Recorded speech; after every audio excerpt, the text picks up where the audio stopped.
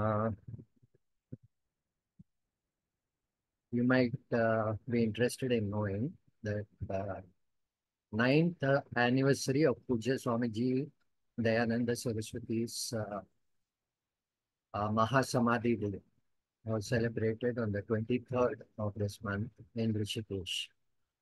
So we have made a Vrindavan in Rishikesh itself, in Dayananda Ashram. And generally, as far as possible, I go there every year. This year I couldn't go, but I was there virtually, seeing the whole proceedings.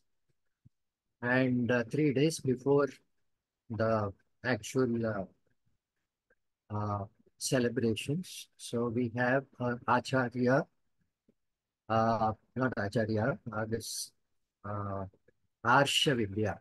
Arsha Vidya Teachers Meet. So Arsha Vidya Teachers Meet is a 3-day program. So in which we all meet our Guru Bhais and we exchange information. We also plan for the coming years. So how we can work in a coordinated way. Very interestingly, uh, our Arsha Vidya is more like an umbrella of organization. It's not one organization. My teacher had this vision that Arsha Vidya should be like the ancient Gurukula. So gurus are not uh, uh, in one organization. So they are all spread out, but they all have their moolam, their roots in a common origin. So all our teachers, starting from Pujya Swami Dayananda, so we all uh, trace our origin to Shankaracharya, and Shankaracharya himself traces the origin to Veda Vyasa. Okay, so we come under that tradition. Arsha Vidya teachers, each of us, including me, we are independent teachers. So I have my own trust, and I'm not directly associated with the Arsha Vidya except for the gratitude which I have towards my teacher. So it's that gratitude that keeps us together. And each of us, we keep uh, independently teaching, and our students who become teachers in the process. So they will also be part of this Arsha Vidya tradition. So I invite all of you, anybody who's interested, so you can continue to uh, be part of this process, and hopefully some of you will be teachers in your own right. Okay, I look forward to that day. We have come to the 13th chapter, Kshetra Vibhaga Yoga. It starts with Arjuna's question, what is Prakriti, what is Purusha? This question is not there in some Gita books. It is presumed to be an added verse. So just to give the connection between the previous chapter and this present chapter. So that connection is provided by Arjuna's question. What is Prakriti? What is Purusha? What is Jnanam? What is Jneyam? And what is Kshetra and Kshetrajna? So Arjuna asks these three sets of words. Kshetra, Kshetrajna is one set. Prakriti, Purusha is another set. Jnanam, Jneyam is a third set. Okay. So Krishna answers, he takes up Kshetra and Kshetrajna. He says, Idam Shariram Kaunteya, verse number 1.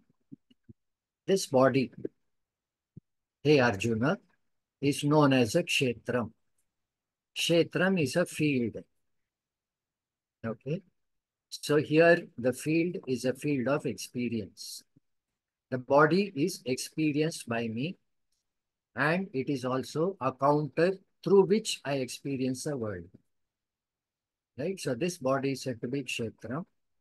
Etad yo vetti, the one who knows this body. Etad yo vetti, tam prahu kshetrajnaha.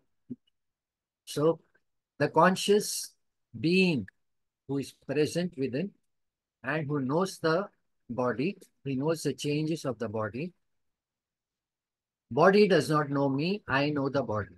Right? Body by itself does not have intelligence to know or to, uh, you can say, objectify me. So the body does not know me, but I know my body. Okay. So that conscious being who knows his body is called Kshetra Jnaha. Jnaha means the knower. Kshetra Jnaha, the one who knows this Kshetram. And what is Kshetram? This body is Kshetram. Okay. So it looks as if there is a local knower who knows his body. Lord Krishna corrects that notion by saying Kshetrajna is not a local knower. He is not just within the body. Kshetrajnam chapi mam viddhi sarva kshetreshu bharata. Know me as the universal knower present in all kshetras. In all bodies, there is only one knower, the one who knows everything. So that is a real Kshetrajna. That is present everywhere. He is also present here and now. Okay. So the Kshetrajna is a conscious being, the one who is limitless. He does not have a finite size.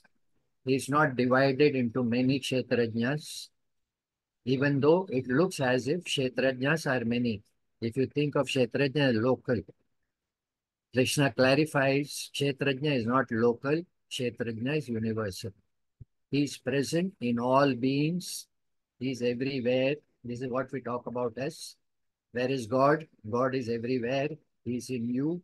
He is in me.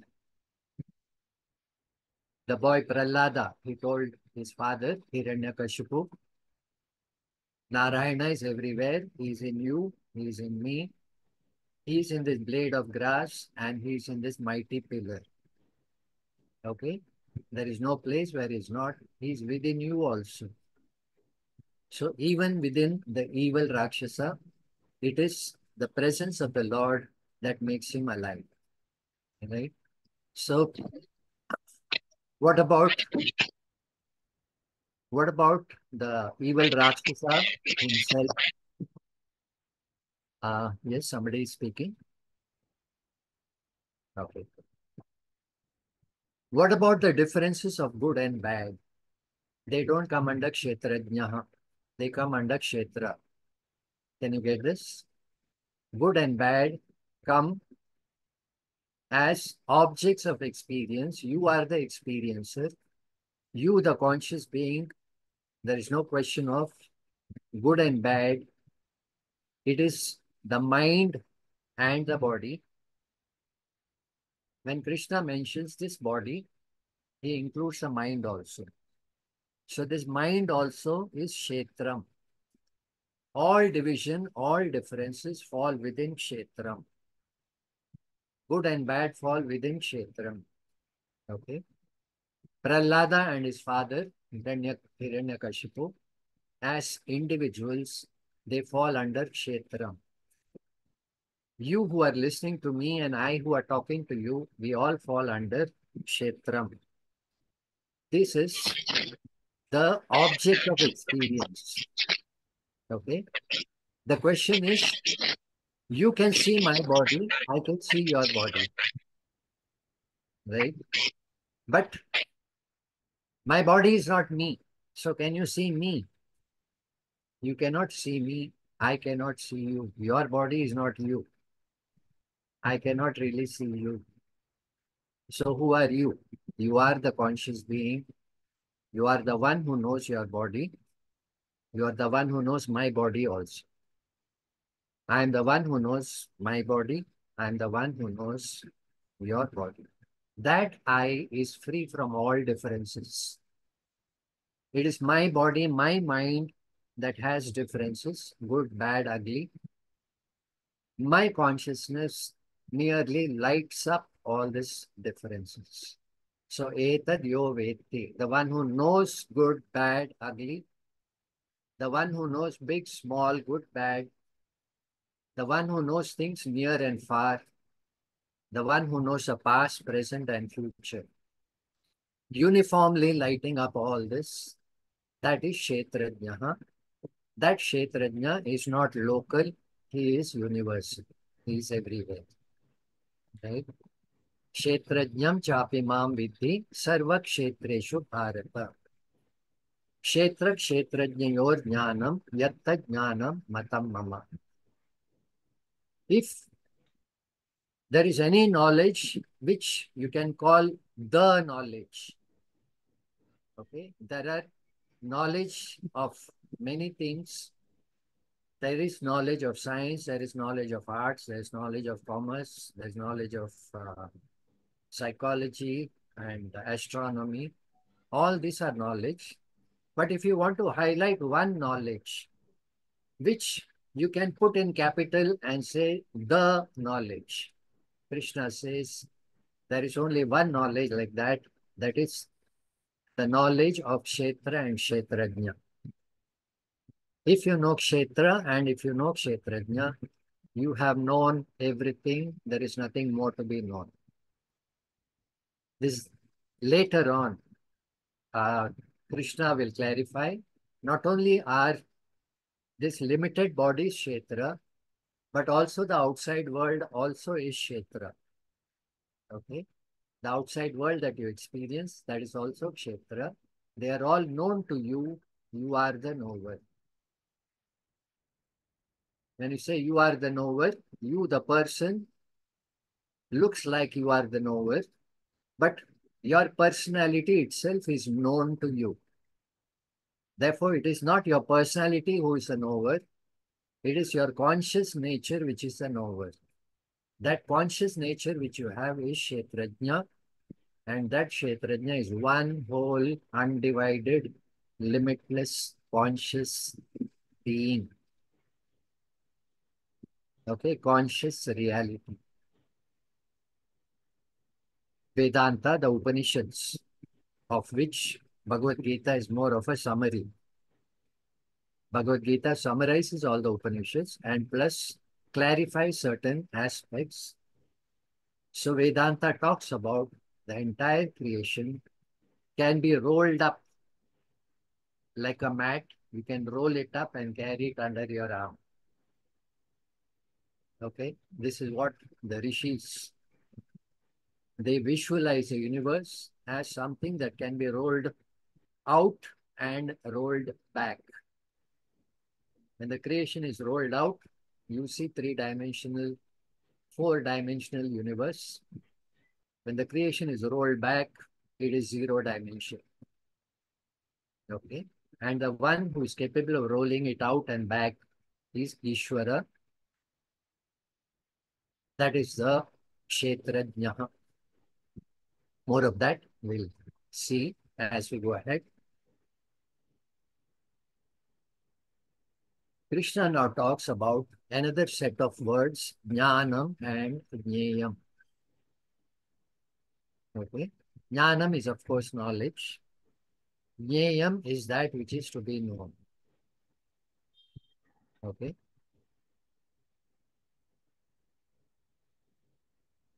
To know this Kshetrajna. In fact, the Kshetrajna is Jneyam. It is a thing to be known. To know this Kshetrajna is not possible through uh, inductive or deductive logic. It is not possible to be known by your sense organs, eyes and ears. So it is not pratyaksha, pramana, vedyam. It is not anumana, pramana, vedyam. Okay. Nor is it shabda, pramana, vedyam. It is swata siddham. Understand this concept. Your conscious nature is not known because of your eyes and ears. Whether you have eyes and ears or not, your consciousness is already known. Okay. Your eyes and ears are used to know things which are unknown. Unknown things you require to apply your mind, you have to apply your sense organs in order to know. The thing that is already known, it is always known. That is your conscious nature. So it does not require eyes and ears. It does not require logical inference, deductive or inductive logic. It does not require somebody to come and say, oh, you are conscious being. Okay. If somebody comes and says, oh, you are existing, you are conscious. If somebody comes and says, I will say thank you. Okay. What a great revelation. It is called Pishta Peshanam. What is known, you are telling me again. Okay. ये मुझे पहले से ही मालूम था. आप आके मुझे बताने का प्रयास न करें. मुझे पता है. I am conscious. I am existing. Okay. I don't require somebody or the Veda or the Shastra to come and say I am conscious. So my consciousness does not require proof. It is self-evident experience. I am conscious is a self-evident experience. Okay? If you understand this phrase, you've come a long way. Self-evident experience is an experience that does not require to be discovered because it is never unknown. An unknown thing requires to be experienced through a connection.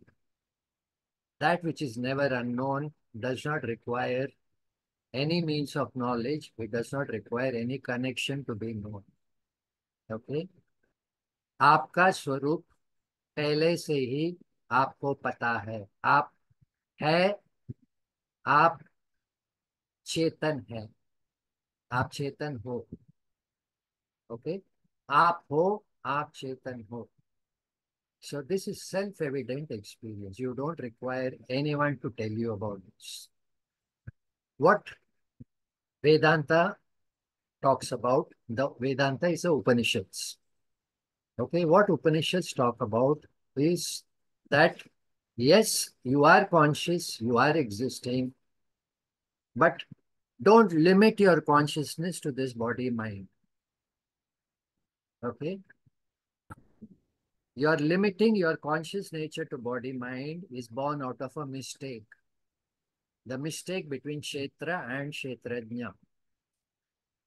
Don't let this mistake cheat you of your real glory. Your real glory is you are not tied down to the Kshetra. You are not limited by your Kshetra. You are not limited by your body. You are not limited by your mind. Your personality is a bonus. It is not what you are. It is what you have. Your personality, whether you're male, female, whether Indian, whether you're American, it does not matter. They are all Kshetram. You are not Kshetram, you are Kshetrajna. Don't confuse Kshetra and Kshetrajna. When you confuse the two, you are self-limiting yourself. Your ignorance limits yourself. What makes you free? This knowledge of Kshetra and Kshetrajna, it makes you free. Right? So this knowledge which the Upanishad tells you says you're already free, you're always free, you are free here and now. What you're looking for, the word is moksha. Moksha means ultimate, absolute, limitless freedom. Okay, release from all bondage. You're looking for release from all bondage. Upanishads say what you're looking for is what you are. Okay. You will tell me Sir, it is nice to know, but I still feel limited. I may be limitless according to you, but according to me, I am still limited because I feel limited. Correct? So this is the problem with most students of Vedanta. They say Vedanta says I am limitless, but I don't see the fact. I have to meditate and realize that fact. But that meditation is possible for a few people who are chosen few. We are part of the multitude. So moksha is not for us. Let us settle down for other things, dharma, artha, kama. Let us live our daily life. Let us live a spiritual life. And hopefully, in some future lifetime, we will get moksha. Okay.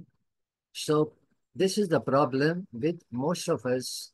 We believe that moksha is in the future.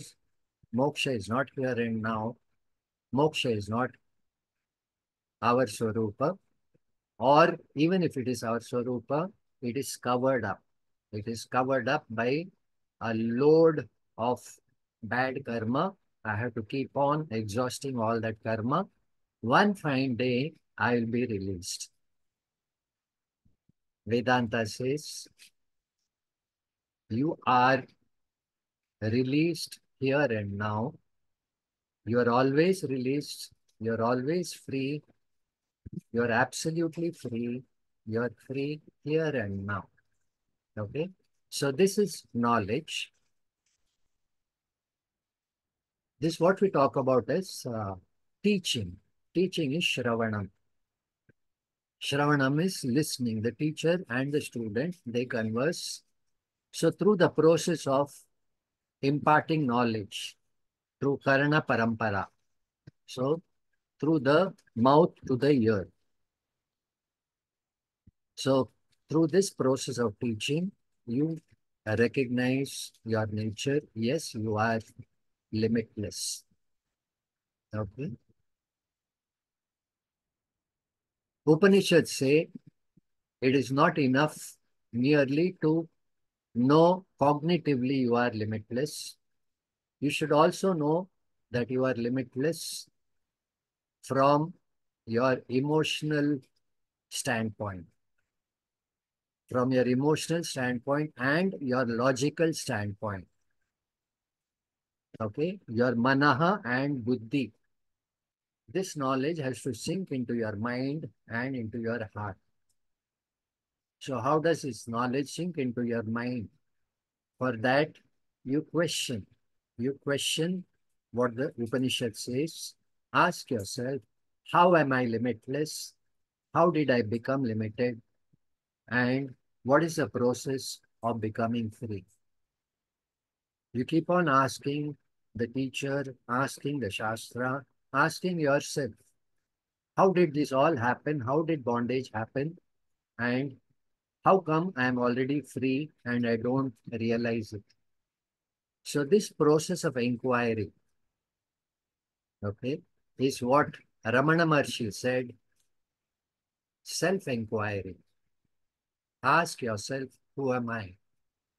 The more you keep asking yourself who I really am, okay, there are many answers to the question, who am I?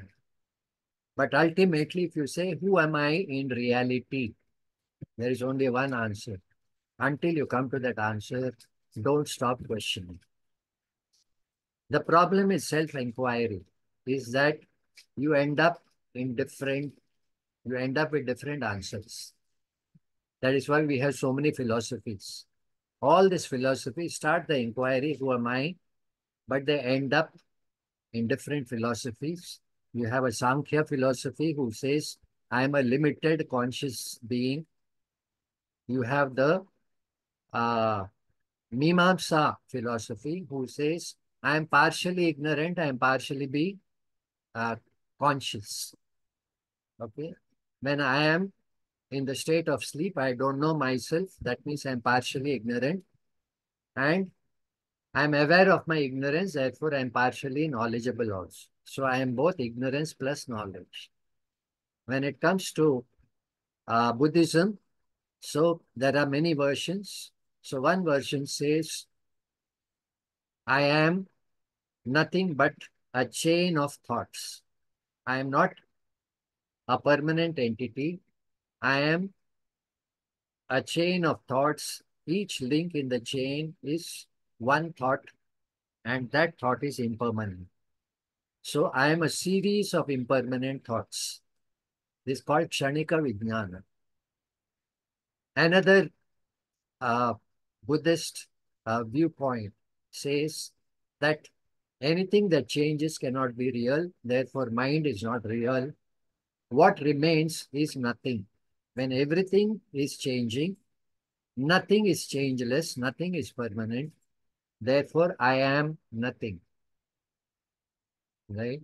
So self-inquiry by itself cannot take you in the right direction. That is why you require to be guided. This guidance comes from the Shastra. The Shastra is said to be revealed knowledge. With the help of the teacher, this guidance directs you in the right track, and it makes you realize, yes, logically also, not only the teacher says, therefore I am limitless. Logically also, when I analyze, I see the fact, yes, it is true, I am limitless. Okay. So this is called mananam. So the first part is Shravanam, you learn about yourself. Second part is Mananam, you clarify to yourself, you verify. So this verification process is called Mananam. And Mananam is not enough. You require this knowledge to sink into your heart. That process called Nitidhyasana. Your heart is your subconscious mind. Okay. So you have to seed your subconscious mind with the thought of reality. Keep on recalling this knowledge again and again. The more you recall this knowledge and say, yes, this knowledge is true knowledge. The more and more you keep on recalling this knowledge and staying with it. You are registering this knowledge in your heart. So this process called Nitidhyasana, you may call it meditation. Meditation is you are invoking something higher on something lower. Okay, you meditate on a particular vigraha in the temple. You look upon that vigraha as Ishvara. That vigraha is made of stone. It is Nikrishtam. It is something lower. On that you superimpose something higher. This, this vigraha is the Lord himself. Okay. Or you look upon the Surya Devata, the sun, the physical sun, you look upon as Surya Devata, and you can also look upon it as Surya Narayana Devata. So this is called Upasana. Something higher you superimpose on something lower. Okay. The process of Nitidhyasana is recalling your real nature to yourself and repeating it in order to register. So this process is similar to meditation. It is similar to meditation because your mind quietens down. You are repeating one thought again and again. The difference is here there is no Nikrishta Utkrishta. You are not superimposing anything. You are seeing a thing as it is. When you see a thing as it is and keep on recalling it, it is not technically, it is not upasana or meditation. It is nitidhyasana. Okay. So nitidhyasana helps to incorporate new knowledge into your system of beliefs. You already have a system of beliefs which is partly conscious, partly unconscious. So the conscious part of your beliefs are taken care of by manana. The unconscious part of your beliefs is taken care of by nitidhyasana. So in nitidhyasana, you keep on repeating a fact. You keep on recalling this knowledge again and again until this knowledge sinks into your subconscious mind. Okay. So that even when you are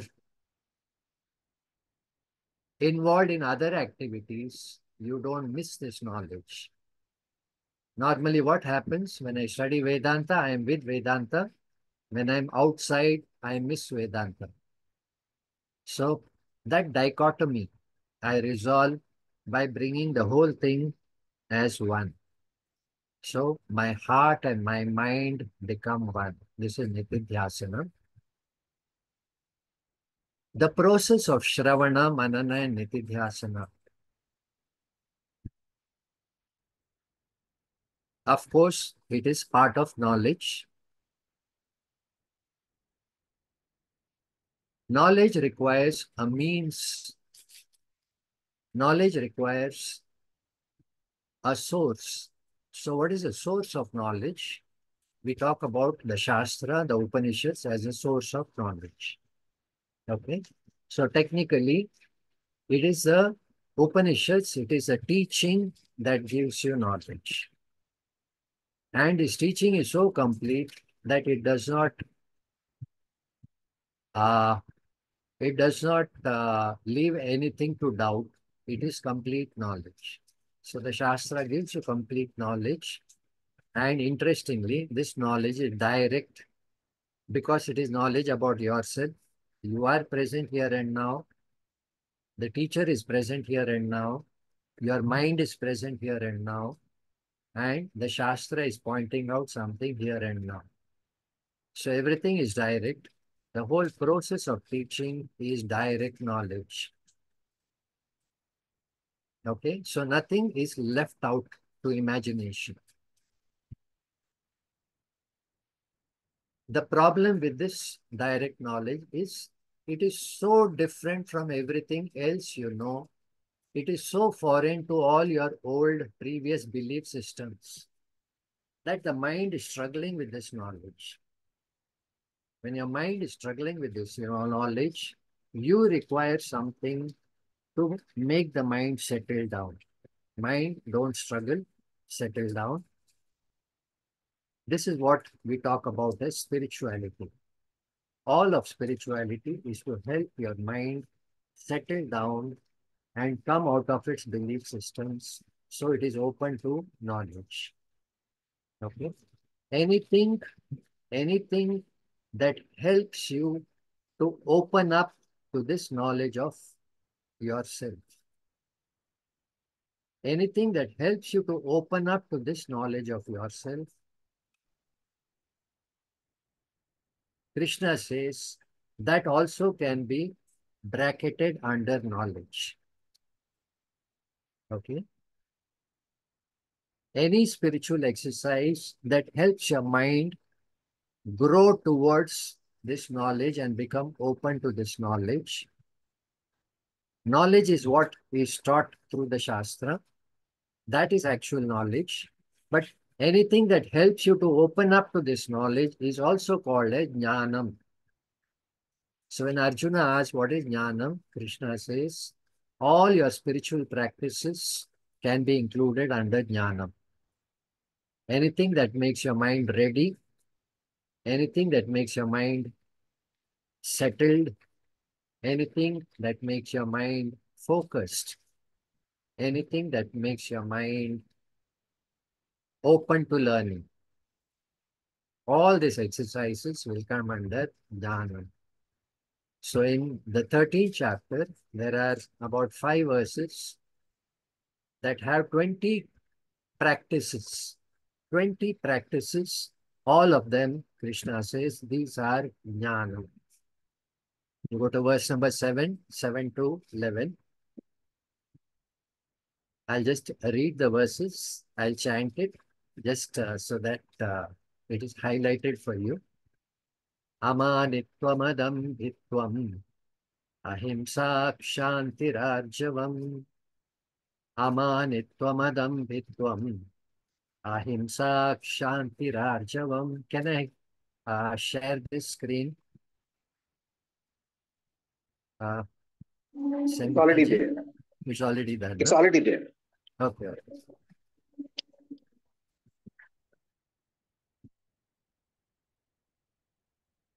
Yeah.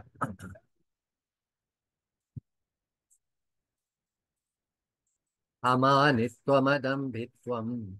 Ahimsa kshantirarjavam. Amanitvamadambhitvam. Ahimsa kshantirarjavam. Acharyopasanam shaucham. Sthairyamatmavinigrahah. Acharyopasanam shaucham. Sthairyamatmavinigrahah.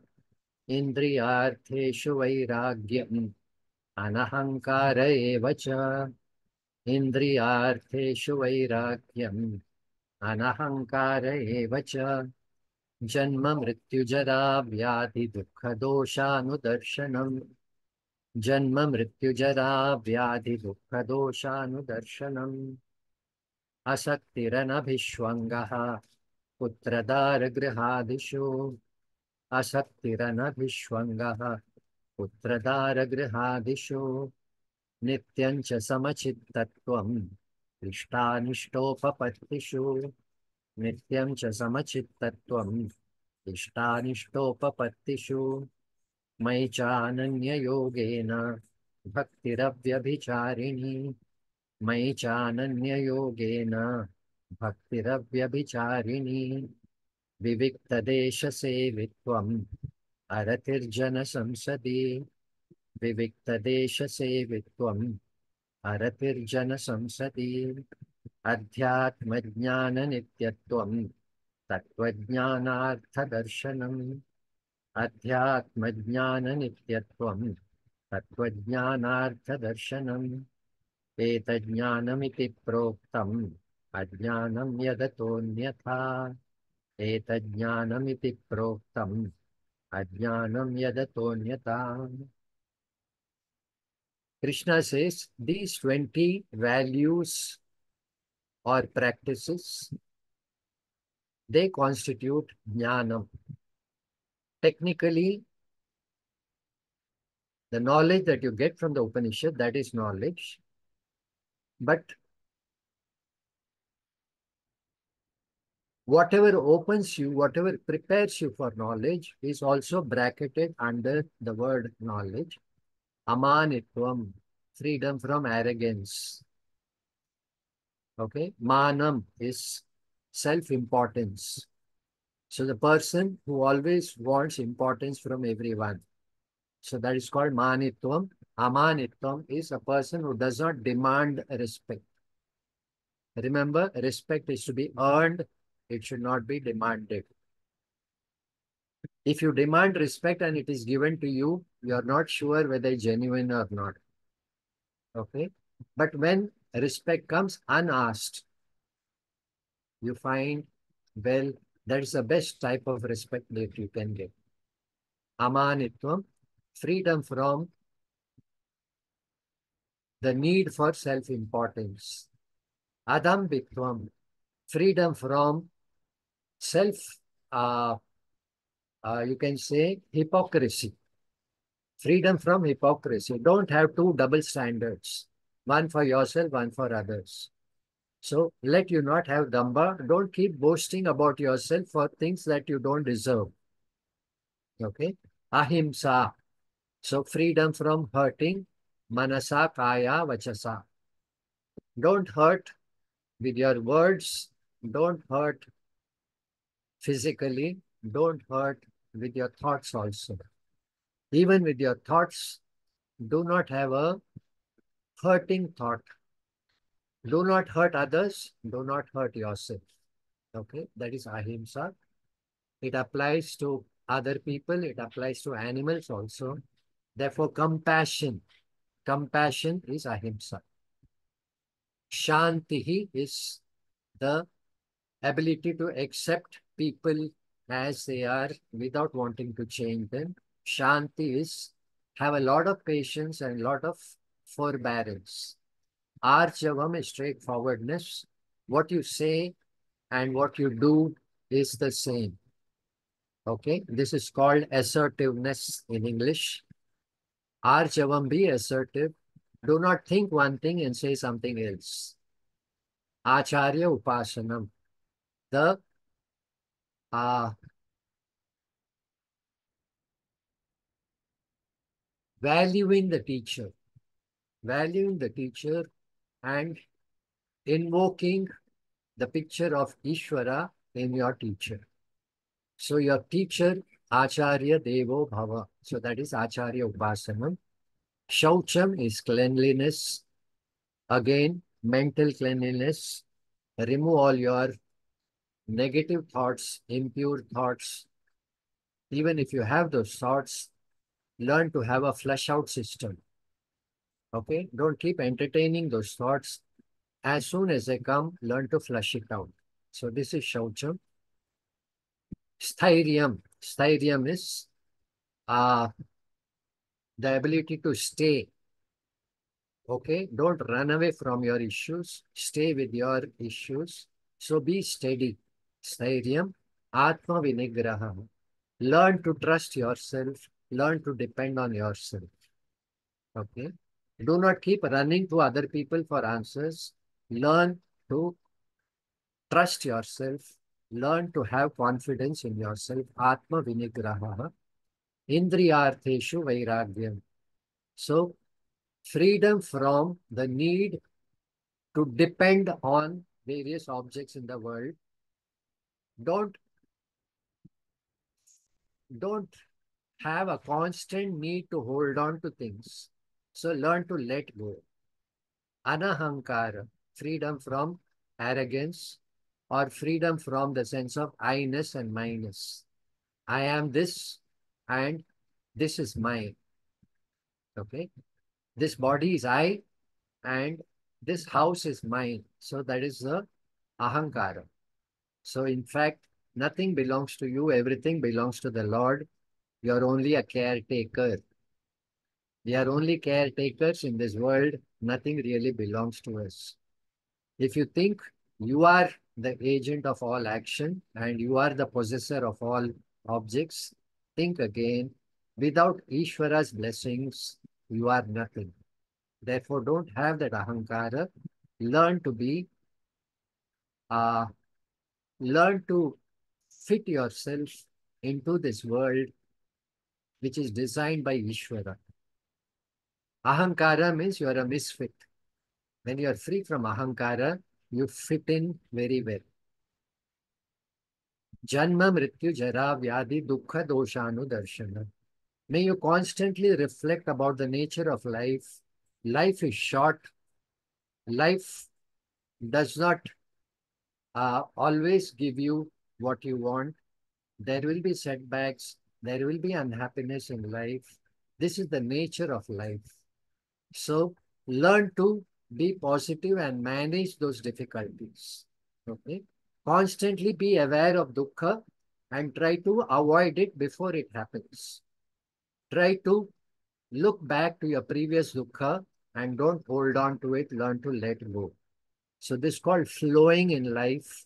So minimize your dukkhas, but be aware my life is short. I should not waste it in unnecessary things. Let me focus on what is most important. Asaktihi anabhishwangaha putradara grihadushu. Asakti, freedom from possessiveness,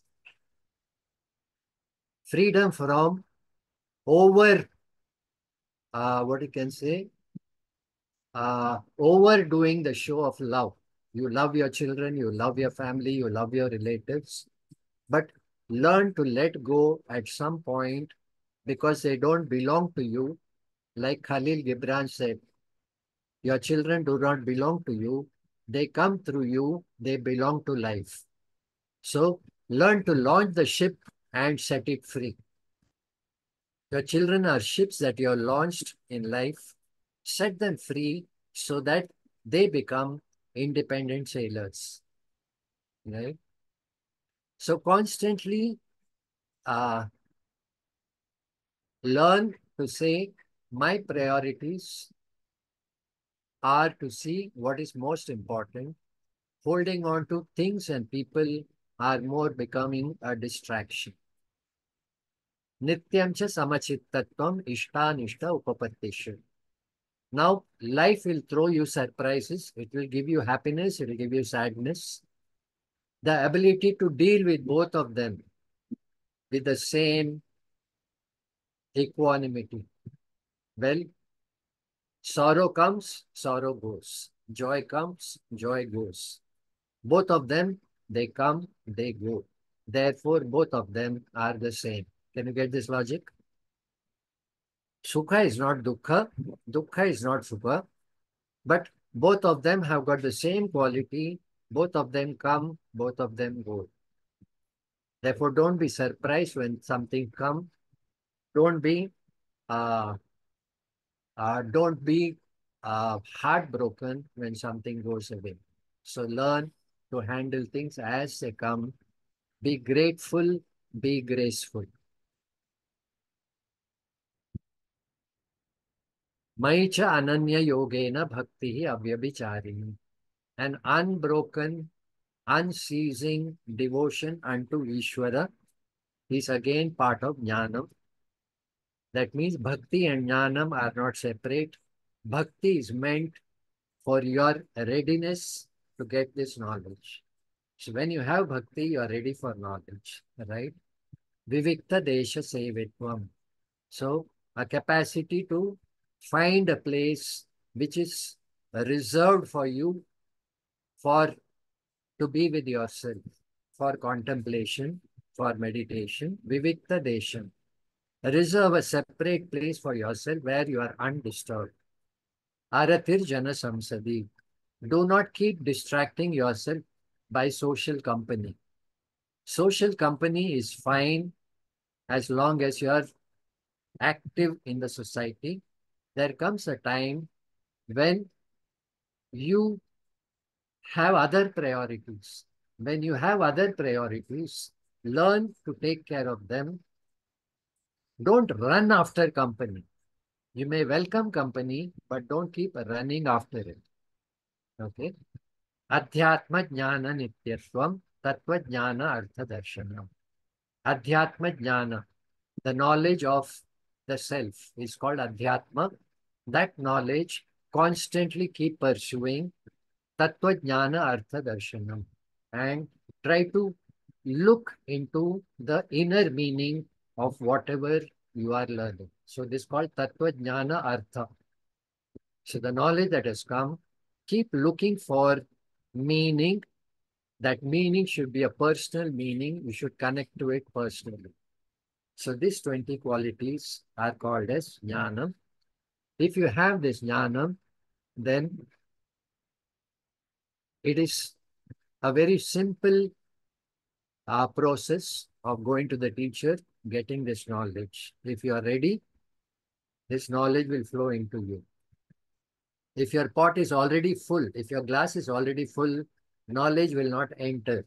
So you have to empty your cup. This emptying this cup is preparing your mind. All of spirituality is emptying your cup. If you get this message, Vedanta can bless you. If you think of spirituality as independent means for moksha, Krishna says, think again. This is only emptying your cup. Emptying your cup cannot fulfill you. You require to fill up that cup. That cup is filled with knowledge. That knowledge comes from this teaching of Vedanta. Okay. So having talked about jnana, Krishna talks about jneyam. Jneyam is that which is to be known. Jneyam yattat pravakshami, verse 12. Yat jnatva amritam ashnute.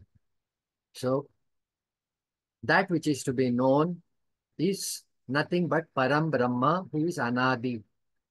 Who is Anadi, who is beginningless, who is eternal. Na Sat, na Asat. Neither can you call him Sat, nor can you call him Asat. Okay. Things in this world, you call them existing, non-existing. Now, these labels, existing, non-existing, does not apply to Param Brahma, the absolute reality, for the simple reason there is no non-existence for Param Brahma.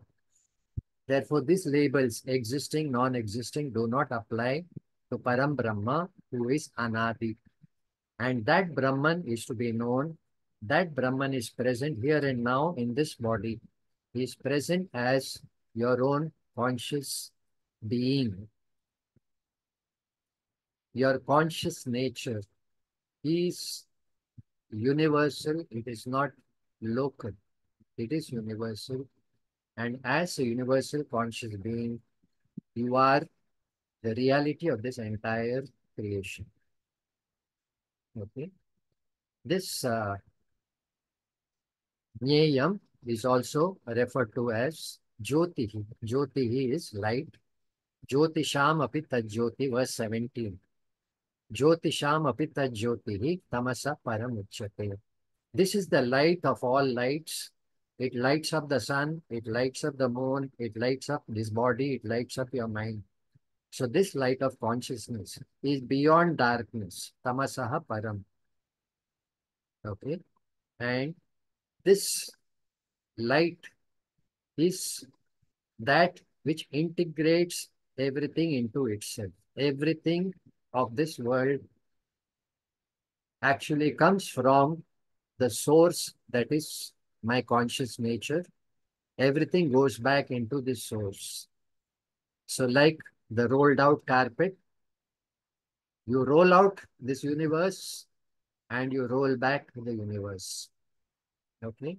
When you roll out this universe, you are rolling out both subject and object.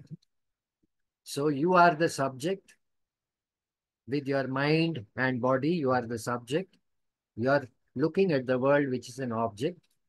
Now, both mind, body, which is a subject, and the world, they are rolled back into yourself. That means subject is you, object is you. Jnanam, jneyam, jnanagamyam, hridi sarvasya vishtitam. Okay, everything is within you. There is nothing outside of you. You are everywhere. You are all pervading. You are jnanam, you are jneyam, you are jnanagamyam. Okay. The last set of verses, last set of words, Prakriti and Purusha. Krishna just mentions that Prakritim Purusham Chaiva Vidhi Anadi Ubhavapi. Both Prakriti and Purusha, they were there before creation. They are beginningless. And all changes that happen in this universe, that belongs to Prakriti. So Prakriti is a source for all change in this universe. So your birth and death is because of Prakriti.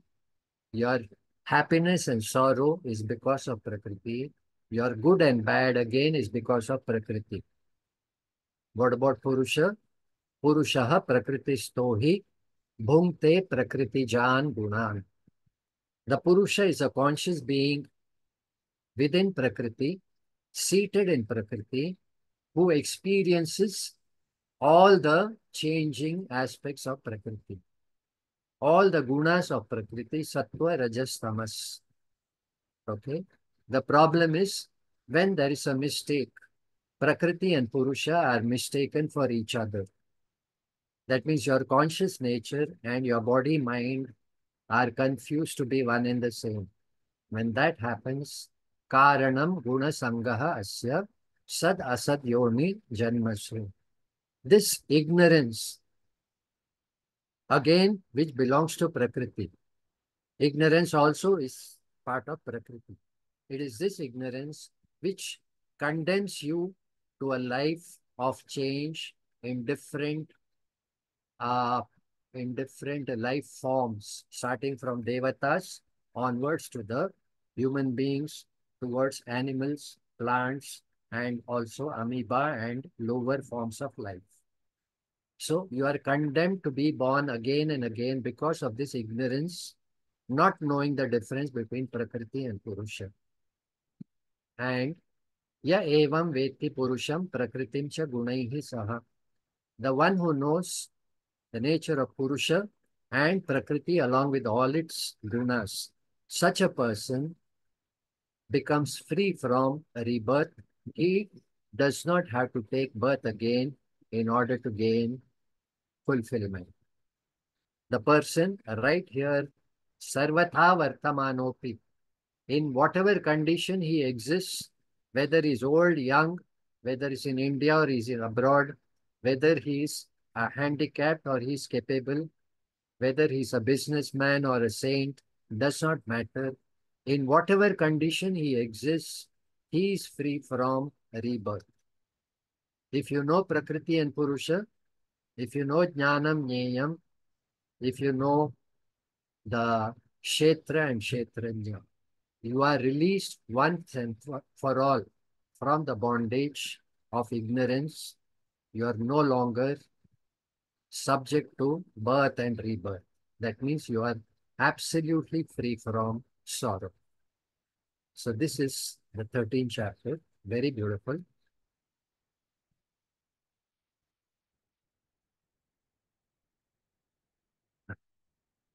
Now, one more verse, verse 32. It tells you that you are present in this body. You are seated in Prakriti, but you are not affected by Prakriti. You are like Akasha. Yatha sarvagatam saukshmyat, verse 32. Akasha nopalipyate. सर्वत्र अवस्थितो देहे तथा आत्मा नोपलिप्यते. Just look at Akasha. Akasha is everywhere. Okay. Akasha is in fire. Akasha is in water. Akasha is in earth. Akasha is in the air. So, but Akasha is not affected by air, fire, water, or earth. Okay. Akasha you cannot cut. You cannot break. You cannot twist. You cannot burn. You cannot dry. You cannot poke. You cannot poke Akasha. You can poke a person. You cannot poke Akasha. Why? Because now Upalipyate, it does not get connected to anything. It is Asanga. Even though it is present everywhere, in everything, it is unconnected to anything and everything. The same thing is true of your nature.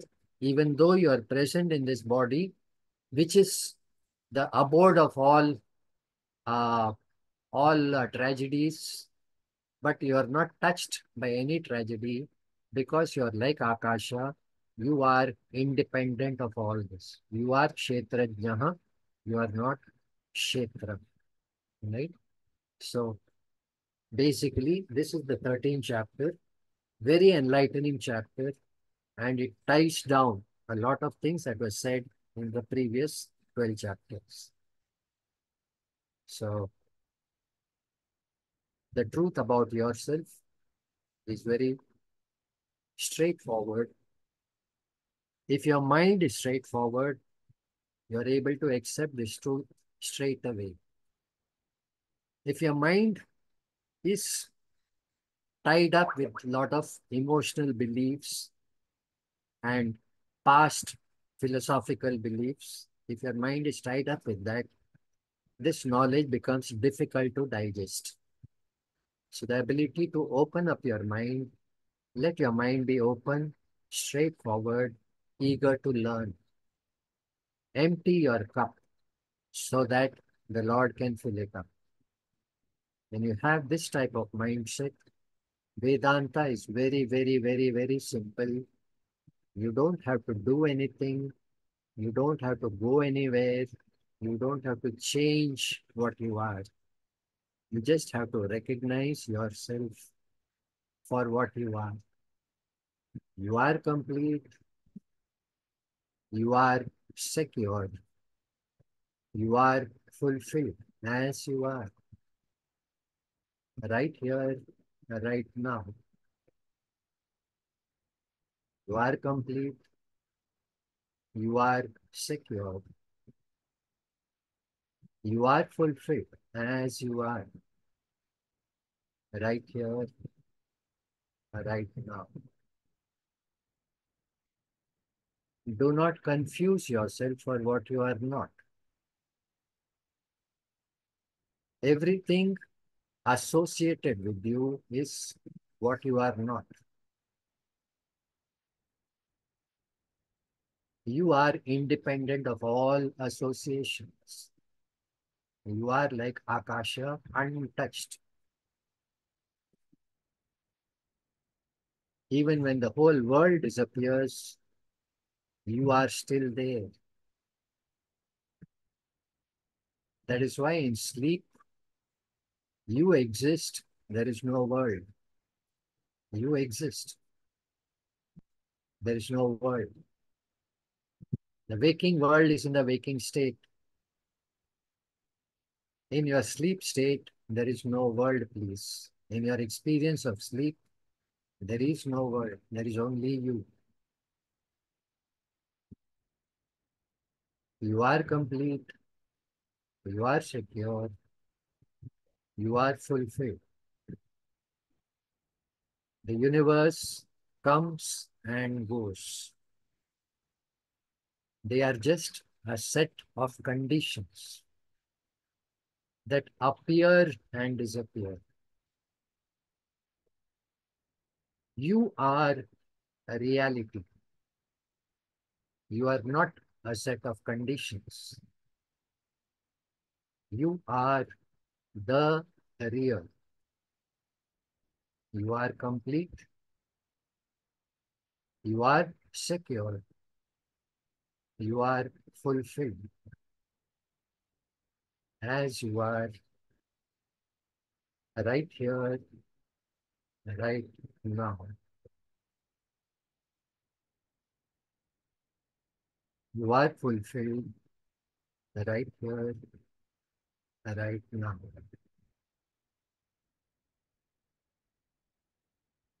Right here, right now.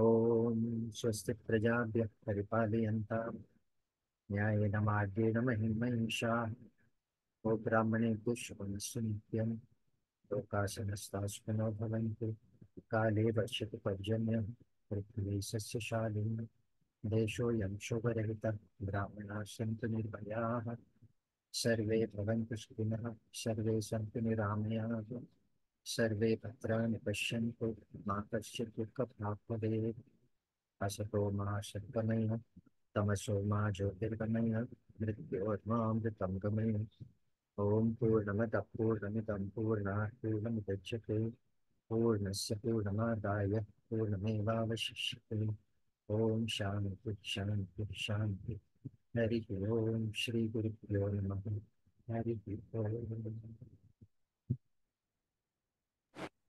Thank you very much. Welcome questions. We have a few minutes left. So, Sir, I have one. Kusum here. बोलिए बताइए. Uh, I was a bit confused. Mananam and Nitya Abhyasam are both same according to me. So